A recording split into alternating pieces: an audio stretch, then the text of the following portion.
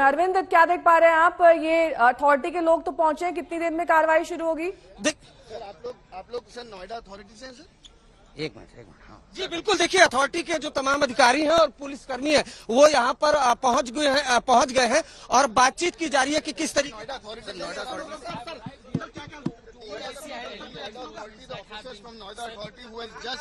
नेहा कि ये जो तमाम अथॉरिटी के अधिकारी हैं, जो पुलिसकर्मी हैं नोएडा अथॉरिटी के, वो ओमेक्स सोसाइटी, जरा ओमेक्स सोसाइटी दिखाइए रितेश। ये देखिए, ये एक आलीशान सोसाइटी है रितेश, सोसाइटी दिखाइए आप। और यहीं पर जो त्यागी है उसका फ्लैट है और जो आरोप लगाया जा रहा है कि अवैध निर्माण यहाँ पर हुआ है और 2019 से ही शिकायत दी जा रही थी लेकिन कोई एक्शन नहीं हो रहा था। लेकिन ये माना जा रहा है कि आज जो है वो एक्शन होगा।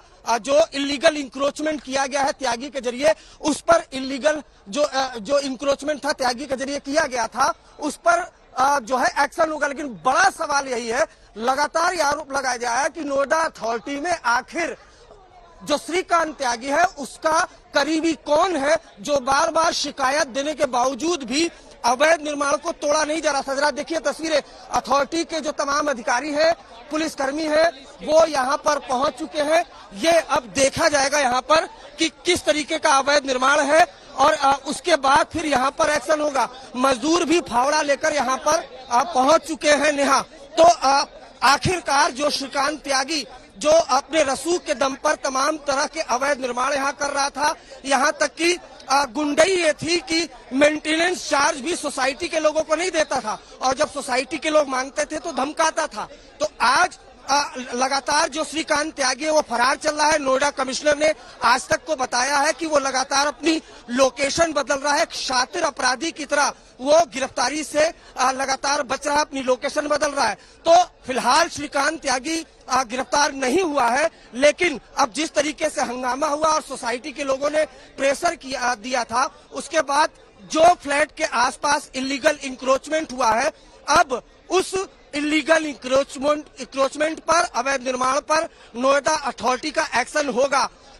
आपको यह भी बता दूं कि 2019 से शिकायत दी जा रही है, लेकिन नोएडा अथॉरिटी के लोगों ने 2020 में एक नोटिस भेजकर खानापूर्ति की, लेकिन जो अवैध निर्माण था उस पर एक्शन नहीं हुआ था। लेकिन अब आप देख पा रहे हैं उसके फ्लैट पर जो पुलिस के अधिकारी हैं, जो नोएडा अथॉरिटी के अधिकारी हैं, वो यहाँ पर पहुंच गए। हम बात चलेंगे, बुलडोजर की जरूरत, बुलडोजर चलेगा सर? छोटे मोटे काम के लिए बुलडोजर की नहीं, हमारे मैनुअल लेबर ही काफी है। आप देख पा रहे हैं यहाँ पर जो ये अधिकारी हैं, इनका कहना बुलडोजर नहीं, मैनुअल ही हम ये काम कर लेंगे। यानी जो मजदूर यहाँ पर आए हैं फावड़ा लेकर, जो तमाम अपने औजार लेकर, उसी के जरिए यहाँ पर तोड़फोड़ होगी त्यागी, श्रीकांत त्यागी के जो अवैध निर्माण है उस पर। लेकिन फिलहाल अथॉरिटी के अधिकारी, नोएडा पुलिस के तमाम जवान वो यहाँ पर पहुंच चुके हैं और अब से कुछ देर क्या कह रहे हैं अधिकारी? बात करने की कोशिश करिए अरविंद, बात करिए इनसे। त्यागी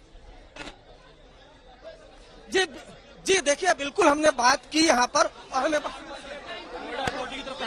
क्या इनपुट मिला सर? किस इनपुट के बेसिस पे सर आप ये काम हुआ क्या? सर ये बताइए कि आप इस पर एक्शन लेंगे? सामने से मुझे यार काम तो करने नहीं दे रहे हैं। हटा दो, इनको हटा दो। सर ये जानकारी दीजिए कि क्या श्रीकांत त्यागी का ही अवैध आज तक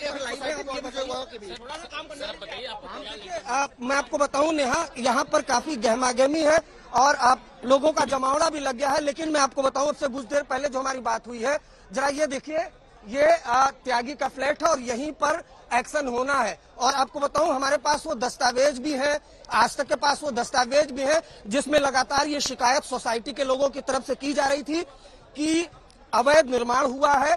उसके अलावा मेंटेनेंस चार्ज नहीं देता है श्रीकांत त्यागी और मेंटेनेंस चार्ज मांगने पर धमकाता है। 2019 में शिकायत दी गई, एक साल बाद 2020 को नोएडा अथॉरिटी ने श्रीकांत त्यागी को नोटिस भेजा। लेकिन सवाल यही है कि 2022 से एक्शन क्यों नहीं हुआ? तो सूत्र बताते हैं कि श्रीकांत त्यागी के नोएडा अथॉरिटी में लिंक थे जिसका वो फायदा उठा रहा था और जब भी नोटिस आ रहा था उसे दबा दिया जा रहा था। जो अवैध निर्माण है उस पर एक्शन नहीं हुआ था। लेकिन अब जिस तरीके से घटनाक्रम बदला है, श्रीकांत त्यागी फिलहाल फरार है। नोएडा पुलिस के कमिश्नर कहते हैं वो लगातार अपनी लोकेशन बदल रहा है। उसके बाद जरा एक बार हम फिर आपको ये दिखाते हैं, ये जो त्यागी का फ्लैट है और यहीं पर शिकायत की गई है।